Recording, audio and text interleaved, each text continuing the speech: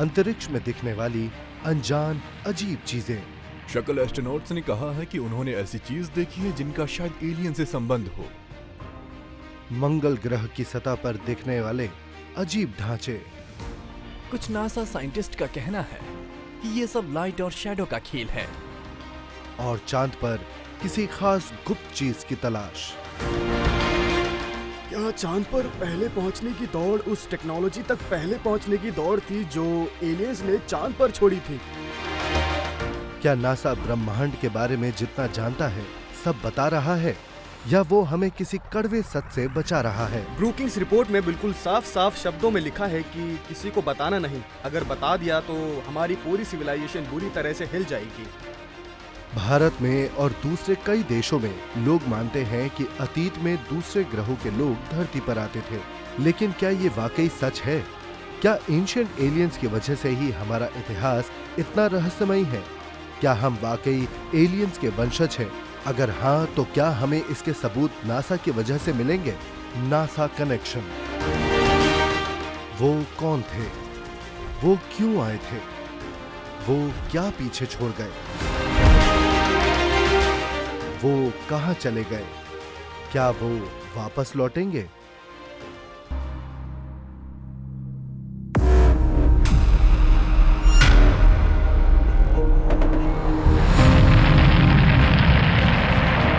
बीस जुलाई सन 1969।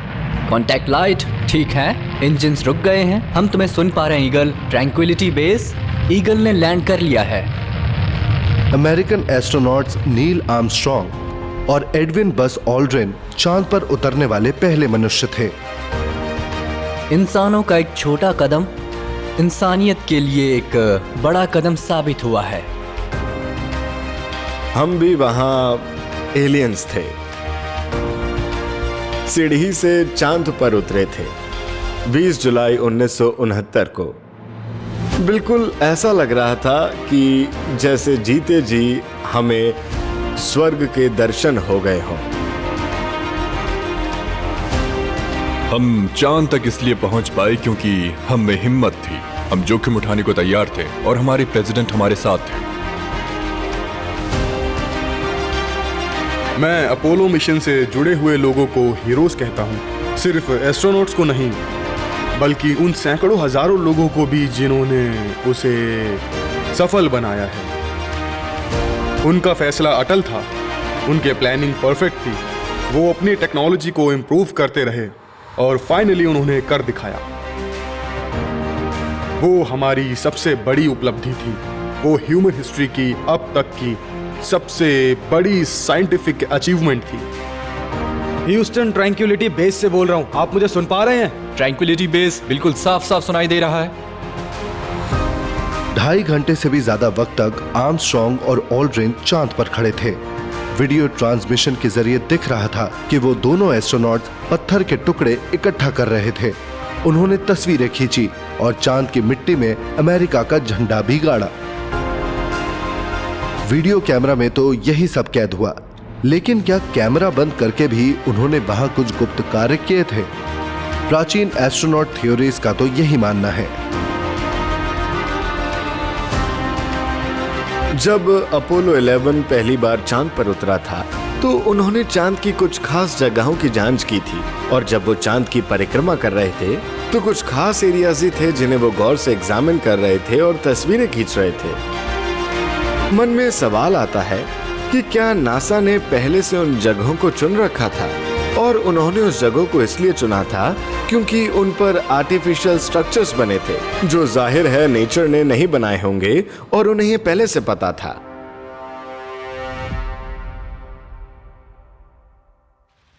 नासा के रिकॉर्ड्स के मुताबिक पहली लूनर लैंडिंग के लिए चांद का सी ऑफ ट्रैंक्विलिटी नाम का क्षेत्र इसीलिए चुना गया था क्योंकि उस क्षेत्र की सतह चपटी थी। लेकिन कुछ शोधकर्ताओं का मानना है कि उस क्षेत्र को इसीलिए चुना गया था क्योंकि उस तारीख पर उस क्षेत्र के कोऑर्डिनेट्स ओरियन नक्षत्र के तारों के अनुकूल थे। लैंडिंग साइट्स चुनने की उनकी एक पूरी प्रक्रिया थी। पहले उन्होंने तारीख चुनी और लैटिट्यूड और लॉन्गिट्यूड तय किया, और फिर उन्होंने लैंड करने का वक्त तय किया। ये सब तय हो जाने के बाद उन्होंने लैंड करने का एरिया चुना। जिस शख्स ने सारे अपोलो लैंडिंग डेट्स और लैंडिंग टाइम्स चुने थे, जिसमें अपोलो 11 मिशन भी शामिल है, उनका नाम फरूक अल्बास था। और इत्तेफाक से उनके पिताजी प्राचीन इजिप्शियन स्टार रिलीजन के एक्सपर्ट थे। प्राचीन मिस्र की मान्यताओं के मुताबिक ओरियन बेल्ट के ठीक नीचे किए जाने वाले समारोह से एक पवित्र माहौल पैदा होता है और उस माहौल में इंसान मिस्र देव ओसाइरस से संपर्क कर सकते हैं। प्राचीन मिस्रवासी यानी इजिप्शियन के लिए ओरायन नक्षत्र मिस्र देव ओसाइरस को रिप्रेजेंट करता था और सीरियस तारा ओसाइरस की पत्नी गॉडेस आइसिस का ही रूप माना जाता था। ये दोनों मिलकर आसमान पर राज करते थे और मिस्र के लोगों की जिंदगी आसमान में हो रहे उनके रोटेशन, मूवमेंट और पोजीशन के हिसाब से चलती थी। अपोलो 11 जिस दिन और जिस वक्त पर चांद पर उतरा था, उस वक्त ओरायन के 3 सबसे ब्राइट स्टार्स होराइजन पर थे और चांद पर उतरने के ठीक 33 मिनट बाद बज ऑल्ड्रिन, चांद पर चलने वाले दूसरे इंसान, जो एक 33 degree Scottish rite free mission यानी एक गुप्त संस्थान की सबसे ऊंचे दर्जे के सदस्य थे, उन्होंने चांद पर स्पेसक्राफ्ट में ही नील आर्मस्ट्रांग के साथ रेड ब्रेकिंग सेरेमनी परफॉर्म की थी। उन्होंने ग्लासेस में वाइन डाली, ब्रेड तोड़ा और उसके कुछ हिस्से किए। ये एक तरह की रिलीजियस सेरेमनी है। उन्होंने ये जो कम्युनियन परफॉर्म किया था, वैसे तो ये कैथोलिक भी परफॉर्म करते हैं, लेकिन प्राचीन काल में भी क्रिश्चियनिटी रिलीजन के आने से पहले से ये सेरेमनी परफॉर्म की जाती थी। उसे तब मिस्र देव ओसाइरस को चढ़ावा चढ़ाने की प्रथा कहा जाता था। जिस समय हमारे एस्ट्रोनॉट ने चांद पर लैंड किया, वहां ओरायन नक्षत्र, जिसे ओसाइरस का एक रूप माना जाता है, आसमान के क्षितिज पर ही था। ऐसा कहा जाता है कि कुछ खास मौकों और कुछ खास समय पर कुछ रस्में करने से बाहरी दुनिया के जीवों के साथ संपर्क किया जा सकता है। हमारे पूर्वजों के जो पंडित वगैरह थे, या तो टेक्नोलॉजी के जरिए या किसी और के जरिए से उन नॉन ह्यूमन इंटेलिजेंस से संपर्क करते थे, जिन्हें वो भगवान मानते थे, और उन्हें संपर्क स्थापित करने की बाकायदा ट्रेनिंग दी जाती थी। जैसे हमारे जमाने में एस्ट्रोनॉट्स को ट्रेन किया जाता है ताकि वो स्पेस में जा सकें।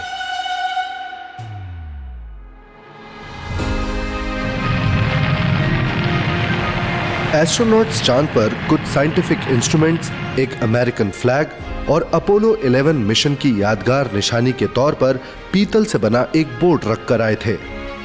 इन चीजों के अलावा कुछ और चौंका देने वाली चीजें भी थी। एक छोटा बैग जिसमें सुनहरे रंग के जैतून के पेड़ की डाली थी और एक सिलिकॉन डिस्क जिसमें पूरी दुनिया के 73 नेताओं के दिए गए शांति संदेश थे। इन चीजों को चांद पर क्यों रखा गया था? क्या नासा को उम्मीद थी कि कोई उन्हें देखेगा या सुनेगा? अपोलो मून मिशन को लेकर कई सवाल उठे हैं। कुछ थ्योरीज के मुताबिक मून के डार्क साइड पर, यानी जहां सूरज की रोशनी नहीं पहुंचती, वहां बहुत बड़े बड़े शहर थे। उन शहरों के बारे में नासा को पता था और उस प्राचीन शहरों के आर्टिफैक्ट्स लाना ही चांद पर जाने के मिशन का मकसद था। तो क्या यह हो सकता है कि एस्ट्रोनॉट मून से मून रॉक नहीं बल्कि एलियन की बनाई हुई चीजें वापस लाए थे?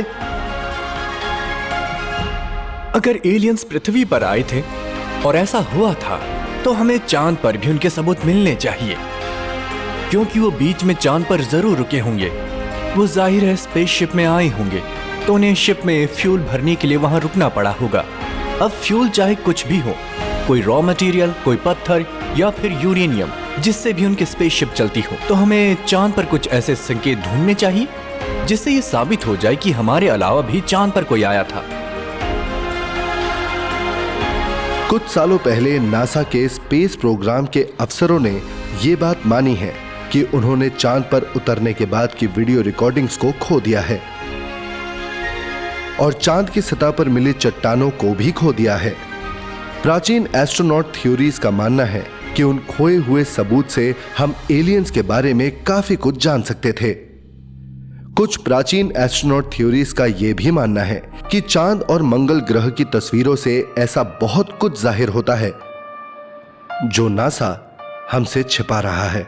हम माने या ना माने, लेकिन सच यही है कि हमेशा हमसे उन technologies, advance non human life forms यानी एलियंस के अस्तित्व के बारे में झूठ कहा गया है और हम लोगों से अब तक सच्चाई छुपाई गई है, जबकि उनका हमारी पृथ्वी से बहुत गहरा ताल्लुक है और उनके होने के सबूत चांद के डार्क साइड पर और मार्स पर मिले हैं। ये मेरा दावा है।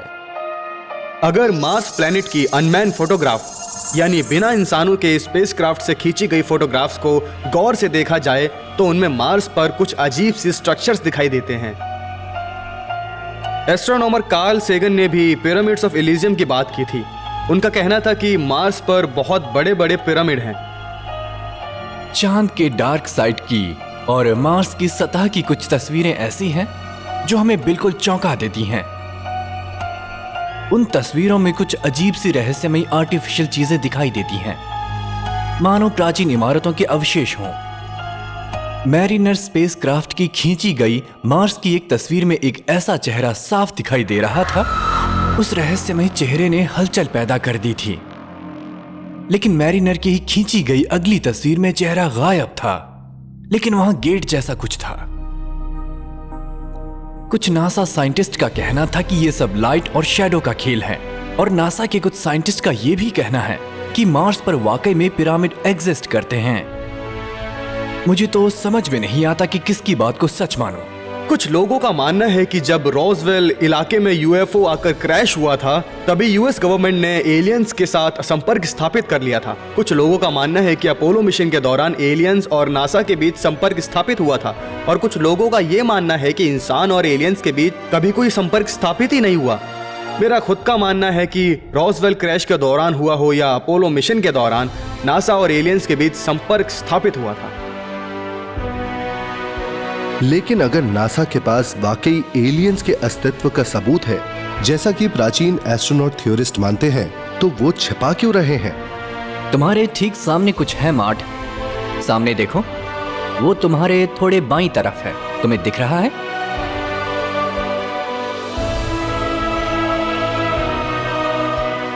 क्या नासा को वाकई चांद पर एलियंस के होने के सबूत मिले हैं? और क्या अंतरिक्ष में वाकई एलियंस और एलियन स्पेसशिप घूमते रहते हैं, जैसा कि स्पेस शटल और इंटरनेशनल स्पेस स्टेशन के एस्ट्रोनॉट्स का मानना है?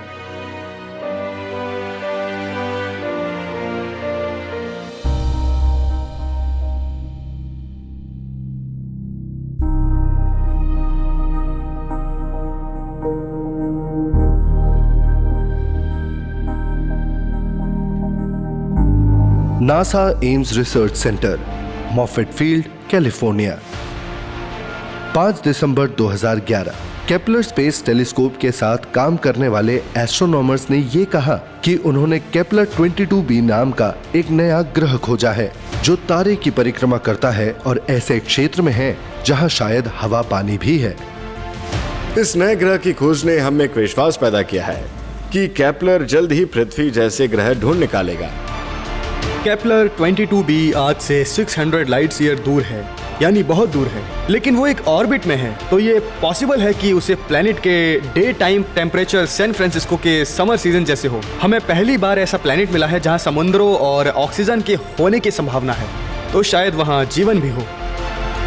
सबसे पहले हम ये समझना चाहते हैं कि ब्रह्मांड के दूसरे प्लैनेटरी सिस्टम कैसे और कब बने हैं।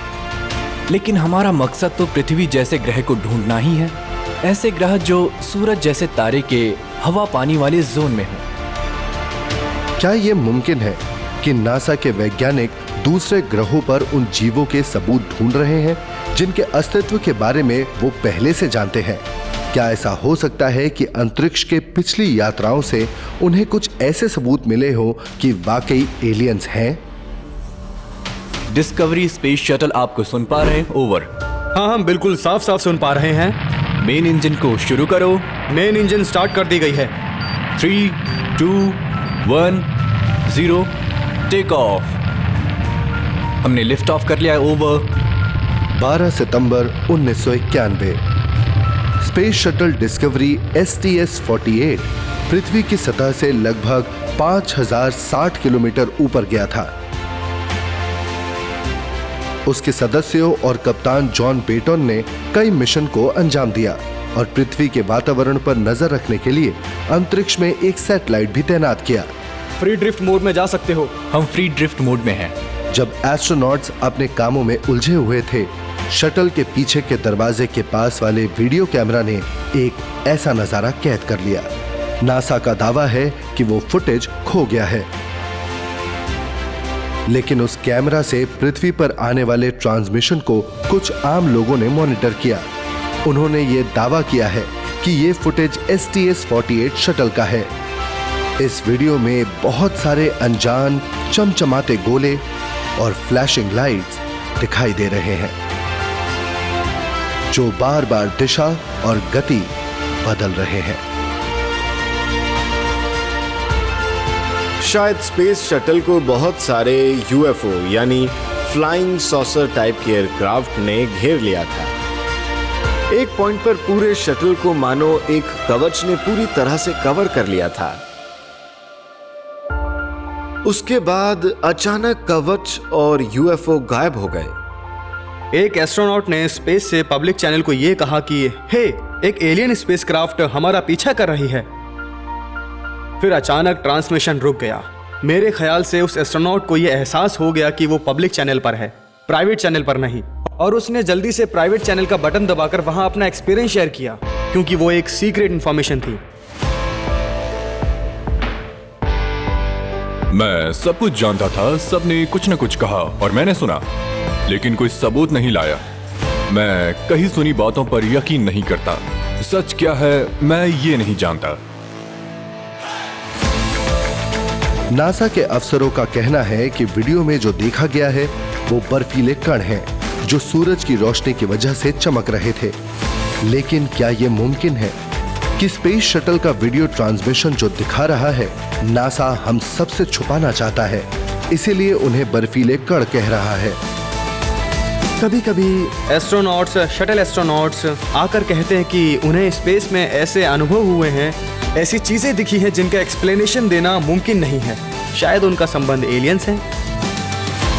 जब से इंसानों ने स्पेस में जाना शुरू किया है, कई बार ऐसी रिपोर्ट्स मिली हैं जिसमें एस्ट्रोनॉट ने कहा है कि उन्होंने स्पेस में अजीबोगरीब चीजें देखी हैं। जाहिर है इन बातों में कुछ तो सच्चाई होगी, क्योंकि ये बातें एस्ट्रोनॉट ने खुद कही हैं और वो लोग बेवकूफ तो है नहीं।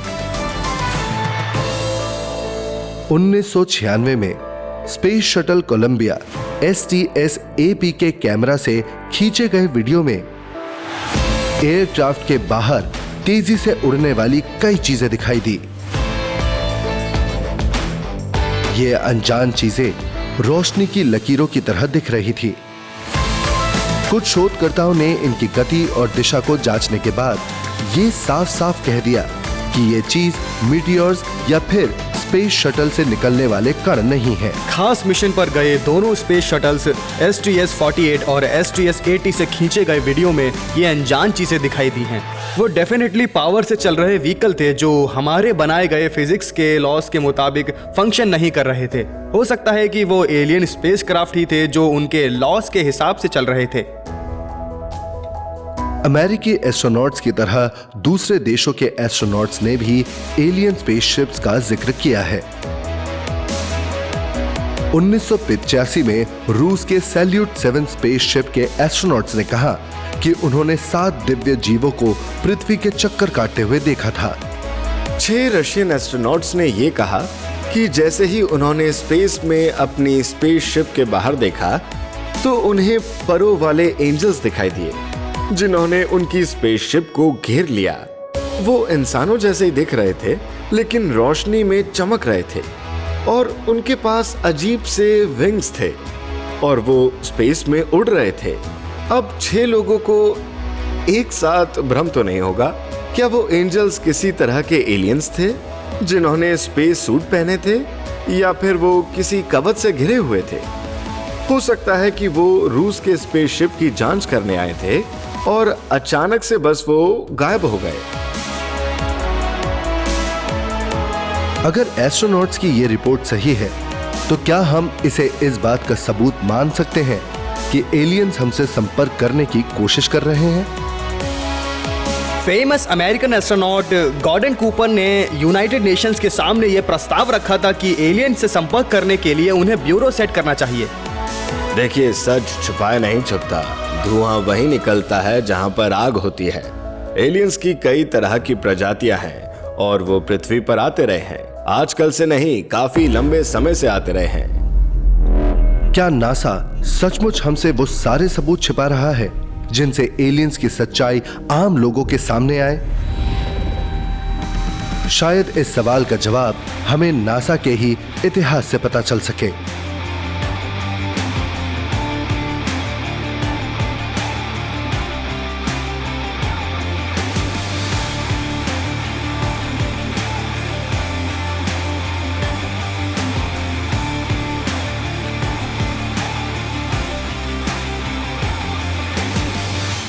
उनतीस जुलाई 1958 रशियन सैटेलाइट स्पुतनिक के सफलतापूर्वक स्पेस लॉन्च को देखने के बाद अमेरिकन राष्ट्रपति ड्वाइट आइजनहावर ने national aeronautics and space act को मंजूरी दी और नासा की शुरुआत हुई।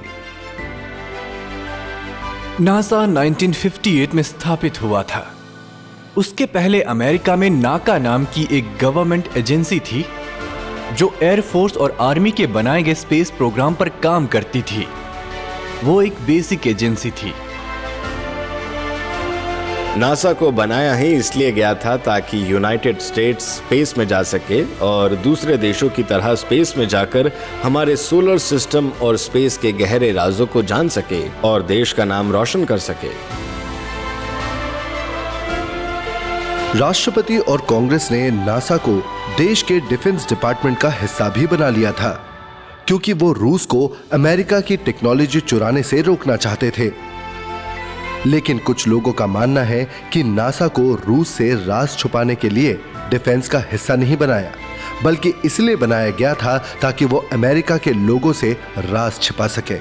बहुत से लोगों को लगता है कि नासा एक असैनिक वैज्ञानिक दल है, लेकिन वो नहीं है। कांग्रेस और नासा के डॉक्यूमेंट्स में साफ साफ लिखा है कि नासा की डिस्कवरी की गई कोई भी चीज नासा जरूरत पड़ने पर आम अमेरिकन से सीक्रेट रख सकता है। नासा ने नासा की स्थापित होने के कुछ समय के बाद ही ब्रूकिंग रिपोर्ट बनवाया था। उस पब्लिक रिपोर्ट को यह तय करने के लिए बनाया गया था कि नासा को अगर एलियंस के बारे में कुछ भी पता चले तो उन्हें क्या करना चाहिए। अगर उन्हें चांद पर या मंगल ग्रह पर एलियंस की बनाई कोई चीजें मिले या एलियंस से डायरेक्ट संपर्क हो तो क्या उन्हें लोगों को बता देना चाहिए? ब्रूकिंग रिपोर्ट में बिल्कुल साफ साफ शब्दों में लिखा है, नहीं, किसी को मत बताना, हमारी पूरी सिविलाइजेशन बुरी तरह से हिल जाएगी, लोगों में आतंक फैल जाएगा।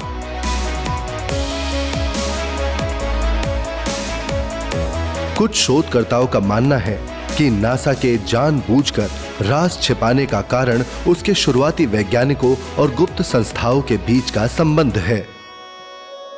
फ्री मेसन यानी गुप्त संस्था का मानना था कि उनके मेंबर्स खास हैं क्योंकि वो प्राचीन मिस्र के भगवानों की संतान हैं, यानी आइसिस, ओसाइरस और होरस के। उनका मानना है कि उनकी रगों में उनका खून दौड़ता है। उनका यह भी मानना है कि ये भगवान स्पेस से धरती पर आते थे। नासा के टॉप ऑफिशियल्स फ्री मेसन के सदस्य थे, जैसे कि नासा के डायरेक्टर जेम्स वेब और फिर केनेट लैंड केनेट नाम के एक नासा मेंबर थे जो Mercury program, Apollo program, the Gemini program सबके हेड थे। वो 33 degree Scottish rite freemason थे। उसके बाद नासा में गोल्डन डॉन या एलिसा क्राउली के फॉलोअर्स भी थे, जैसे जैक पार्सन्स, जिन्होंने जेट प्रोपल्शन लेबोरेटरी या JPL क्रिएट करने में मदद की थी। मतलब एक जैसी सोच वाले लोग एक ही छत के नीचे काम कर रहे थे। ऐसे सीक्रेट सोसाइटी के माध्यम से ज्ञान को पास करने की प्रथा प्राचीन इल्यूमिनाटी एरा से चलती आ रही है, जहां उनका मानना था कि सिर्फ कुछ गिने चुने अक्लमंद ही हैं जो सीक्रेट नॉलेज को हैंडल कर सकते हैं और आम लोगों से बचाकर रख सकते हैं। अब सवाल ये उठता है कि क्या वाकई कुछ सीक्रेट्स हैं जो ये सीक्रेट सोसाइटी पीढ़ी दर पीढ़ी सिर्फ अपने ही सदस्यों को बताते आ रही है? तो ये सोसाइटी मिस्र के राज के समय के सीक्रेट्स भी जानती होगी। क्या प्राचीन मिस्र वासियों की तरह नासा के फाउंडर्स को भी यही लगता था कि इंसान दूसरे ग्रह में रहने वाले एलियंस के वंशज हैं? इन गुप्त संस्थाओं के सदस्यों को अंतरिक्ष यात्रा के बारे में क्या पता है? और क्या इन गुप्त संस्थाओं के राज ने नासा को अंतरिक्ष में पहुंचने में मदद की? कुछ शोधकर्ताओं को यह शक है कि नासा इन गुप्त संस्थाओं के हिसाब से चलती थी। वरना नासा नंबर 33 का इस्तेमाल इतना क्यों करती, जो कि गुप्त संस्थाओं का प्रतीकात्मक चिन्ह है। अगर हम सबसे पहले लैंडिंग स्ट्रिप की बात करें जो कि कैनावरेल में था, जहां हम एयरक्राफ्ट लैंड करते थे और स्पेस शटल भी लैंड हुआ था, रनवे नंबर 33 था। और अगर हम व्हाइट सैंड्स न्यू मैक्सिको के लॉन्च पैड की बात करें तो वहां का इकलौता लॉन्च पैड है, फिर भी उसका नंबर 33 ही क्यों है? नासा से जुड़ी चीजों में जगह जगह पर आपको 33 दिखाई देगा, और क्योंकि नंबर 33 फ्री मैशनरी से जुड़ा है तो यही लगता है कि इस नंबर का किसी गुप्त संस्था से तो संबंध नहीं है। ह्यूस्टन, तुम लैंड करने वाले हो। Over 700 feet 21 down 33 degrees. शोधकर्ताओं का मानना है कि नासा के अपोलो स्पेस प्रोग्राम के प्रतीक में भी प्राचीन मिस्र की मान्यताओं की झलक दिखाई देती है। उनका कहना है कि बड़ा सा ए यूनानी देवता अपोलो का ए नहीं है, बल्कि असार का ए है, जो कि मिस्र देवता ओसाइरस का ही दूसरा नाम है। ए के बीच वाले हिस्से में बने 3 तारे इस बात को साबित करते हैं। वो 3 तारे ओरायन बेल्ट के तीनों तारों को दर्शा रहे हैं। ऐसा लगता है मानो ओरायन और ओसिरियस जैसे तारे नासा के लिए बहुत अहमियत रखते हैं, क्योंकि प्राचीन परंपराओं में और खासकर मिस्र की सभ्यता में कहा गया है कि स्पेस गॉड्स यहीं से आए हैं और वो हमारे पूर्वज हैं। शोधकर्ताओं ने इस तरफ भी इशारा किया है कि मर्क्यूरी मिशन पैचेस का जो चिन्ह था वो भी प्राचीन मिस्र के एक बहुत अहम चिन्ह से मिलता है। अगर मिशन पैचेस को गौर से देखा जाए तो मर्क्यूरी का जो सिंबल है वो इजिप्शियन आर्क से बहुत मिलता है, और सबसे अजीब बात यह है कि नाम आप मर्करी गॉड का यूज कर रहे हैं जो कि एक ग्रीक गॉड है, लेकिन सिंबल आप ग्रीक माइथोलॉजी की जगह इजिप्शियन माइथोलॉजी का यूज कर रहे हैं। लंदन, इंग्लैंड, 8 सितंबर 1944। एक 13 टन का बैलिस्टिक मिसाइल जमीन से आकर टकराया और फट गया। उसने 3 लोगों की जान ले ली और 17 लोगों को पूरी तरह घायल कर दिया। वेंजेंस वेपन 2 को, जिसे V2 रॉकेट भी कहा जाता था, उसे जर्मनी की नाजी सेना ने जर्मनी से छोड़ा था।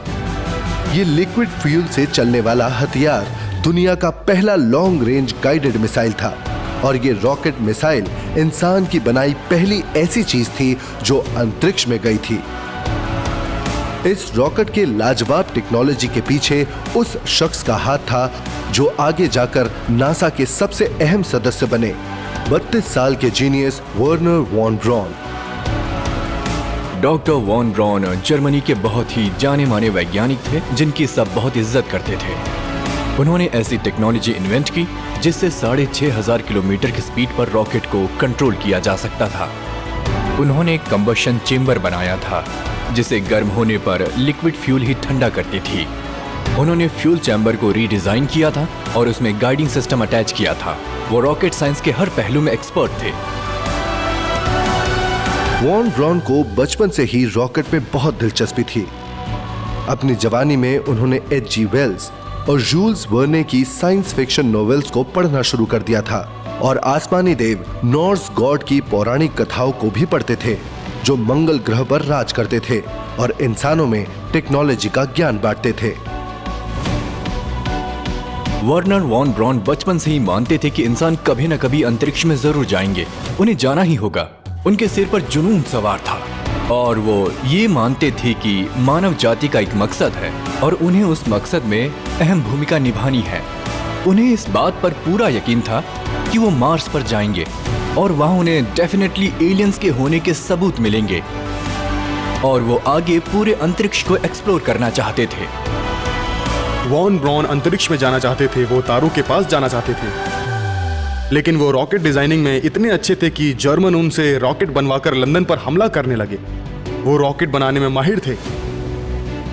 दूसरे विश्व युद्ध के दौरान वॉन ब्रॉन टीना मुंडा रिसर्च सेंटर के टेक्निकल डायरेक्टर थे।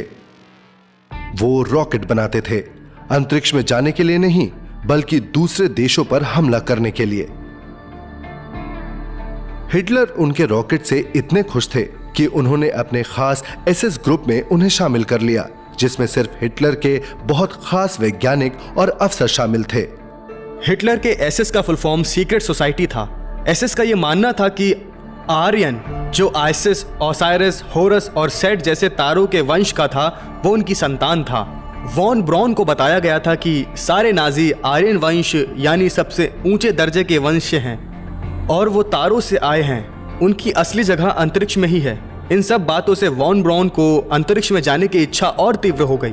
तारों में जाना और भगवान के साथ रहना उनका एक मिशन बन गया था। वो उनको दिखाना चाहते थे कि वो भी अंतरिक्ष में आ सकते हैं। उनका मानना था कि अंतरिक्ष ही उनका असली घर है और वो आगे जाकर वहीं रहेंगे।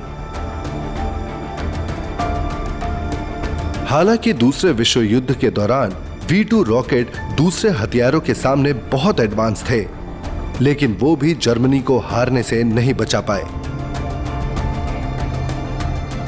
आखिरी V2 के इंग्लैंड के गिरने के 6 हफ्तों बाद वॉन ब्रॉन ने खुद को अमेरिकी सेनाओं को सौंप दिया। मैं और यहां मौजूद मेरे और साथी अमेरिका चले जाएंगे। वॉन ब्रॉन और उनके वैज्ञानिक दल को सीक्रेट ऑपरेशन पेपर क्लिप के तहत यूनाइटेड स्टेट्स में लाकर नौकरी दी गई। वो एक बहुत ही विवादास्पद ऑपरेशन था। जंग के बाद हमें यह एहसास हुआ कि हमारी सीधी टक्कर हमारे दुश्मन रशिया से होगी और हमें टेक्नोलॉजी में उनसे हर हाल में आगे जाना होगा। इसलिए हम नाजी साइंटिस्ट को अमेरिका ले आए, उनका नाजी बैकग्राउंड पूरी तरह से मिटा दिया और उन्हें हमारी मिलिट्री में शामिल कर लिया। अमेरिका के मिलिट्री मिसाइल बनाने के साथ साथ वॉन ब्रॉन ने बहुत सारी किताबें और पत्रिकाओं में अपने लेख लिखे, जिसमें उन्होंने रॉकेट द्वारा चांद पर उतरने के बारे में और एस्ट्रोनॉट्स को मंगल ग्रह पर भेजने और ऑर्बिटिंग स्पेस स्टेशन के बारे में विस्तार से लिखा था। ये व्हील धीरे धीरे रिवॉल्व करेगा T रेवोल्यूशन पर मिनट की स्पीड पर। इससे सेंट्रीफ्यूगल फोर्स पैदा होगा जो रूम में एस्ट्रोनॉट्स के लिए आर्टिफिशियल ग्रेविटी क्रिएट करेगा। यहाँ पर फ्लोर्स इसलिए बने हैं ताकि एस्ट्रोनॉट्स अपना सिर सेंटर की तरफ फेस करके खड़े रहें। लेकिन वॉन ब्रॉन अंतरिक्ष में जाने के लिए इतने उत्सुक क्यों थे? होनहार वॉन ब्रॉन को पूरा अमेरिका अच्छी तरह से जानता था, क्योंकि वो अमेरिकन स्पेस प्रोग्राम के हेड थे। उनके सिर पर चांद पर जाने का जुनून तो सवार था ही, और वो आगे जाकर मार्स पर कॉलोनी भी बनाना चाहते थे। वो एक ऐसा रॉकेट बनाना चाहते थे जो 400-500 किलोमीटर नहीं बल्कि 4-5 लाख किलोमीटर ऊपर चांद पर जा सके। अगर आज हम अच्छी तरह से प्लान करके स्पेस प्रोग्राम के काम में जुट जाएं, तो मुझे यकीन है कि हम 10 सालों के अंदर एक पैसेंजर रॉकेट बनाकर टेस्ट कर लेंगे। Von Braun Jupiter C rocket बनाने में जुट गए थे, जो V2 रॉकेट का बेटर वर्जन था। लेकिन चौंका देने वाली बात यह है कि कुछ ही समय में उन्होंने उससे भी बेटर वर्जन बना दिया। उन्होंने जो सैटर्न F1 रॉकेट बनाया था, वो आज 45 सालों बाद भी सबसे पावरफुल और सबसे भरोसेमंद रॉकेट इंजन है, जबकि उसे 45 साल पहले बनाया गया था। 5 मई 1961 को जब वॉन ब्रॉन को नासा में शामिल हुए 3 साल भी नहीं हुए थे, उनकी बनाई सैटर्न V रॉकेट में एलन शेफर्ड नाम के एस्ट्रोनॉट स्पेस में गए। ठीक 20 दिन बाद 25 मई 1961 को अमेरिका के राष्ट्रपति केनेडी ने ऐलान किया कि जल्द ही अमेरिकन स्पेसक्राफ्ट एस्ट्रोनॉट समेत चांद पर जाएगा। इस दशक में हम किसी भी हाल में चांद पर जाकर दिखाएंगे। इसलिए नहीं क्योंकि ये आसान है, इसलिए क्योंकि ये मुश्किल है, क्योंकि ऐसा करने से हमारे देश की और इंसानियत की प्रगति होगी। हम नामुमकिन को मुमकिन करेंगे। लेकिन national security action memorandum number 271 के मुताबिक राष्ट्रपति केनेडी ने पूरे देश के सामने किए जोशीले ऐलान के बाद नासा की स्पेस प्रोग्राम को चुपके से रूस के साथ हाथ मिलाकर अंजाम देना चाहा। क्या यह सच है? जब इस अंतरिक्ष में पहुंचने की दौड़ में अमेरिका की रूस से आगे निकलने की संभावना ज्यादा थी, तो वो अपने प्रतिबंधित देश के साथ अपनी टेक्नोलॉजी क्यों बांटेंगे? कुछ रिसर्चर्स का मानना है कि इसी दौरान उन्हें चौंका देने वाली सच्चाई का पता चला, और वो सच्चाई ये थी कि एलियंस एग्जिस्ट करते हैं और वो पृथ्वी पर आते थे। क्या दोनों देशों के बीच चांद पर पहुंचने की दौड़ सिर्फ चांद पर पहले पहुंचकर नाम कमाने के लिए थी, या पहले पहुंचकर उस टेक्नोलॉजी को हासिल करना था जिसे एलियंस ने चांद पर छोड़ा था? क्या प्राचीन एस्ट्रोनॉट थ्योरीज का यह मानना सही है कि वॉन ब्रॉन की रॉकेट ने एलियंस का ध्यान आकर्षित किया होगा? आखिर नासा के वैज्ञानिकों को चांद पर क्या मिलने की उम्मीद थी? और क्या नासा मंगल ग्रह पर भी जीवन की खोज कर रहा है?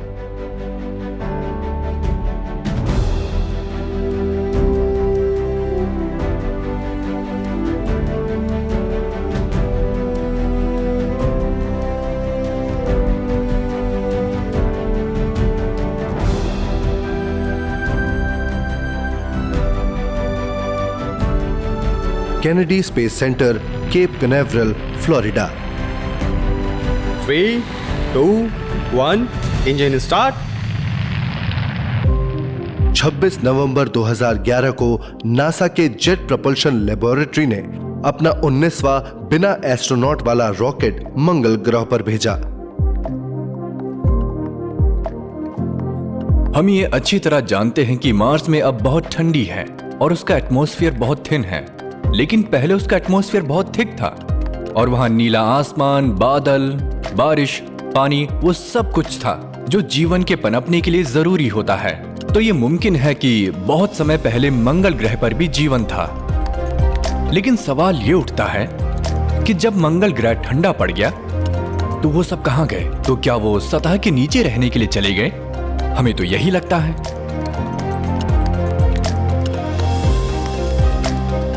अगर वर्नर वॉन ब्रॉन का अंतरिक्ष में जाकर चांद पर इंसान को उतारने का विश्वास, जो सुनने में नामुमकिन लगता है, पूरा हो सकता है, तो ये भी हो सकता है कि उनका मंगल ग्रह पर इंसान को पहुंचाने और बसाने का विश्वास भी पूरा हो जाए। शायद नासा अब भी गुप्त तरीके से उन योजनाओं पर काम कर रहा हो। अगर हम डायनेमिक्स के क्षेत्र में और फिजिक्स के क्षेत्र में 1950 और 60 की दशक में हुए रिसर्च पर गौर करें तो ये बिल्कुल साफ है कि हम स्पेस में ले जाने वाले प्रोपल्शन सिस्टम में लगातार नए नए आविष्कार कर रहे थे। ऐसे आविष्कार जिनकी मदद से हम फ्लाइंग सॉसर बना सकते हैं, जो बहुत आसानी से और बहुत कम समय के अंदर पृथ्वी से चांद पर और पृथ्वी से मंगल की दूरी तय कर सकते हैं। मेरे हिसाब से नासा ने ऐसे फ्लाइंग सॉसर्स बना लिए हैं और शायद ये सीक्रेट नासा में काम करने वाले कई लोगों को भी नहीं पता। ऐसी बातें चल रही हैं कि नासा और दूसरी स्पेस एजेंसी जल्द ही स्पेस में जाकर सोलर सिस्टम को एक्सप्लोर करने वाले हैं और वहां वो मौजूद अलग अलग चीजों से रॉकेट के लिए प्रोपेलेंट, लाइफ सपोर्ट के लिए ऑक्सीजन वगैरह क्रिएट करने की कोशिश करेंगे। बहुत से रिसर्चर्स का मानना है कि नासा दुनिया के सामने जिन मिशंस पर जाते हैं वो दुनिया के लिए सिर्फ एक दिखावा है। अपने असली सीक्रेट मिशन को ढकते हैं और उनके सीक्रेट मिशन में स्पेस में जाने के लिए रॉकेट नहीं बल्कि अलग तरह के एलियन टाइप टेक्नोलॉजी यूज की जाती है। इस सब्जेक्ट पर रिसर्च करने वाले रिसर्चर्स का यह भी मानना है कि वो स्पेस में एंटी ग्रेविटी एयरक्राफ्ट्स में जाते हैं और चांद पर उन क्षेत्र में जाते हैं जो सीक्रेट हैं, जिनके बारे में आम लोगों को बिल्कुल नहीं पता, और उन सीक्रेट एयरक्राफ्ट्स को सीक्रेट एस्ट्रोनॉट चलाते होंगे जिन्हें सिर्फ स्पेस प्रोग्राम वाले और अमेरिकन गवर्नमेंट जानते होंगे। और हो सकता है चांद के उन सीक्रेट बेसिस से ही वो अपने एडवांस स्पेस क्राफ्ट में मार्स पर भी जाते होंगे। वैज्ञानिकों के मुताबिक मंगल ग्रह को पृथ्वी जैसे ग्रह में बदलना संभव है, यानी वहां जीवन का पनपना संभव है। मेरे हिसाब से मार्स टेराफॉर्मेबल है। टेराफॉर्मिंग का मतलब है एक ऐसी जगह पर जीवित चीज को ले जाना जहां जीवन का नामो निशान नहीं है और वहां जीवन की शुरुआत करना। पता नहीं वो दिन कब आएगा जब हमें अपने सारे सवालों के जवाब मिलेंगे, पर एक एस्ट्रोबायोलॉजिस्ट होने के नाते मैं ये कह सकता हूँ कि अगले 25-30 सालों के बाद हमें इस बात के सबूत जरूर मिल जाएंगे कि पृथ्वी के बाहर भी जीवन है। हमें अपने पुराने सवाल का जवाब भी मिल जाएगा कि क्या हम ब्रह्मांड में अकेले हैं। ज्यादातर नासा वैज्ञानिकों का मानना है कि आगे होने वाले अंतरिक्ष की खोज से ऐसे दूसरे ग्रह जरूर मिलेंगे जिन पर जीवन है, लेकिन क्या नासा की अंतरिक्ष यात्रा से इस बात के भी सबूत मिल सकते हैं कि प्राचीन दुनिया के भगवान भगवान नहीं बल्कि एलियंस है? सबसे पहले नासा का मिशन था चांद पर जाना और वहां जाकर इस बात का सबूत लाना कि ब्रह्मांड में हमसे पहले भी एक एडवांस सिविलाइजेशन एग्जिस्ट करता था। दूसरे शब्दों में इस बात का सबूत लाना कि हम आइसिस, ओसाइरस, हॉरस और सेट के वंशज हैं। अब लगता है उनका वो मिशन पूरा हो गया है, लेकिन वो हमें उनके हासिल किए इंफॉर्मेशन और सबूत के बारे में अभी भी किसी कारणवश नहीं बता रहे हैं। नासा ये जानने की कोशिश कर रहा है कि इंसानों का ओरिजिन क्या है, हम कहां से आए हैं, पृथ्वी पर क्यों रहते हैं और यहां से कहां जाएंगे, और हमारा अंतरिक्ष से क्या संबंध है। प्राचीन एलियन थ्योरी के मुताबिक हमारी शुरुआत यहां पृथ्वी पर नहीं, ऊपर हुई थी, अंतरिक्ष में। हमारे सारे सवालों के जवाब अंतरिक्ष में हैं।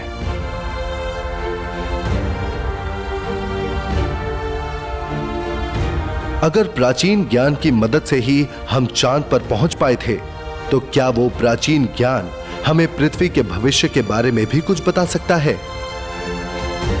और नासा के लगातार अंतरिक्ष की खोज से क्या हमें आगे जाकर एलियंस के अस्तित्व के सबूत मिलेंगे, या इस बात के सबूत मिलेंगे कि हम एलियंस के वंशज हैं?